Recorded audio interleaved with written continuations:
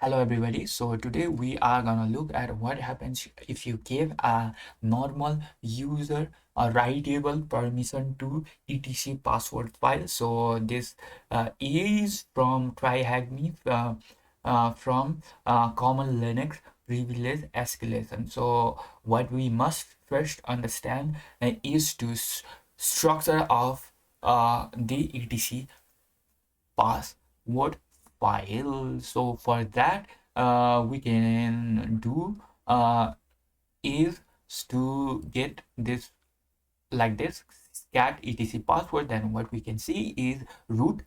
So let me just add 1 hour for this one. So and let me just add, okay, it's on 1 hour only. So I was a little bit distracted, so now let's get started. Let's understand this format, right? So first of all, here is our root.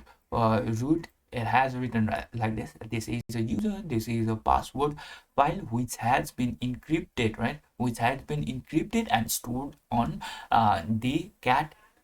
No, it's not in cat, it's on etc password file. So this is supposed to be user id. So user id 0 to 0 has been reserved for root, and right, and 1 to 99 are for default predefined account, and 100 to 999 has been reserved for administrative and system account or a group.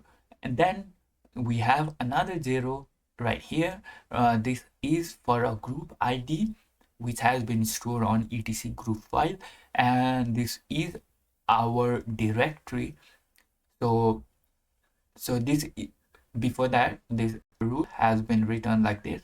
So this is the user id info. Then uh we have the root home folder. Then what it can access is being as. After knowing this structure, what we can do is create our own structure by doing open ssl password -1 dash salt equal to new. Then we have the password. This is a user, this is a password. So it should create like this. So now we are generating this is our generated hash, and what we have to do is to copy that into cat etc password. So for not cat, it should be written in etc password. For that, we have to modify the structure from root. If we just look up here, so here so here you have in x, you have to paste that generated hash, and you have defined here new as a new user. So new, then remove this as a new. Then we have the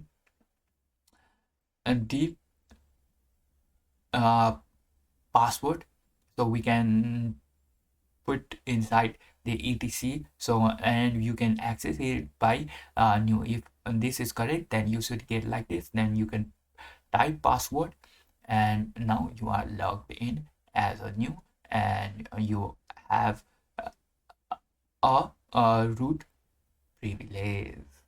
Thank you guys.